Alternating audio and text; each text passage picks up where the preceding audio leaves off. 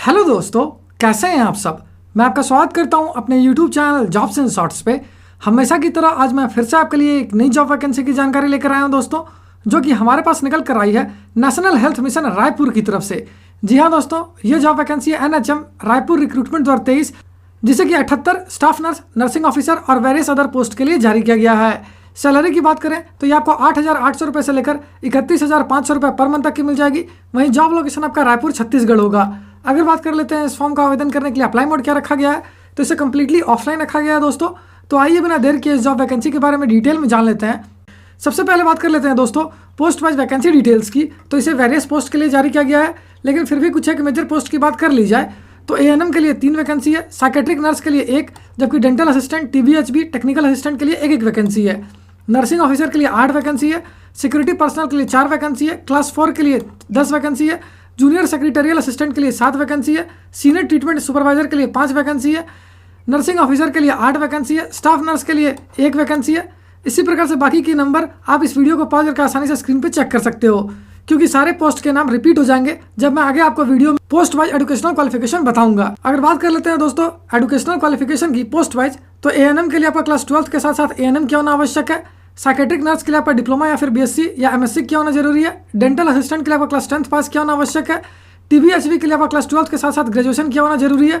Technical assistant के लिए आपका डिप्लोमा क्या होना आवश्यक है। नर्सिंग ऑफिसर पोस्ट के लिए आपका BSc नर्सिंग या फिर GNM क्या होना आवश्यक है। सिक्योरिटी पर्सनल के लिए आपका क्लास 10th यानी कि 10वीं कक्षा पास क्या होना आवश्यक है। ब्लॉक डेटा मैनेजर पोस्ट की बात करें तो इसके लिए जिन कैंडिडेट्स ने BCA ग्रेजुएशन या फिर PGDCA कर रखा है वो इसके लिए आवेदन कर पाएंगे। वहीं सेक्रेटरियल असिस्टेंट के लिए आपका डिप्लोमा इन कंप्यूटर एप्लीकेशन या फिर ग्रेजुएशन क्या होना आवश्यक है। फिजियोथेरापिस्ट की बात करें तो इसके लिए आपका BPT क्या होना जरूरी है।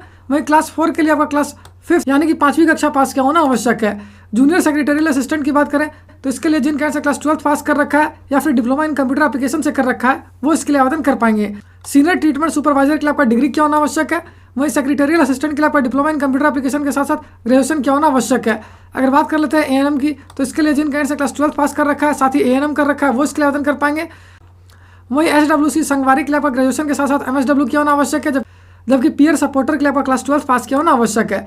नर्सिंग ऑफिसर और स्टाफ नर्स NRC की बात करें तो इसके लिए आपका BSc नर्सिंग से क्या होना आवश्यक है, जबकि क्लीनर SNCU और हाउस कीपिंग स्टाफ पोस्ट के लिए आपका क्लास 8th यानी कि 8वीं कक्षा पास क्या होना आवश्यक है।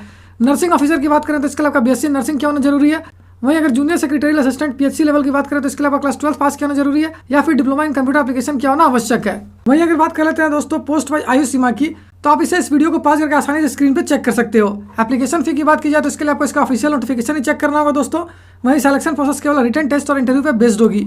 अगर पोस्ट वाइज सैलरी डिटेल्स की बात करें तो इससे भी आप इस वीडियो को पॉज करके आसानी से स्क्रीन पे चेक कर सकते हो। और अगर अंत में बात कर लेते हैं इंपॉर्टेंट डेट्स की, तो इस फॉर्म को भरने की प्रक्रिया 24 मई 2023 से स्टार्ट हो चुकी है, जो कि 14 जून 2023 तक चलेगी। साथ ही इस वैकेंसी से रिलेटेड जितने भी इंपॉर्टेंट लिंक्स हैं वो सारे आपको इस वीडियो के डिस्क्रिप्शन में मिल जाएगी। उस पर क्लिक करके आप ऑफिशियल नोटिफिकेशन भी डाउनलोड कर सकते हो और अपना एप्लीकेशन फॉर्म को भी डाउनलोड कर सकते हो। तो उम्मीद करता हूं दोस्तों इस शॉर्ट वीडियो में आपको इस वैकेंसी से रिलेटेड सारी जानकारी अच्छे से समझ आ गई होगी। अगर फिर भी आपको कोई डाउट है या फिर कोई क्वेश्चन है तो आप हमें कमेंट सेक्शन में पूछ सकते हो। तो फिर मिलता हूं दोस्तों एक नए वीडियो में एक नई जॉब वैकेंसी की जानकारी लेकर। जय हिंद।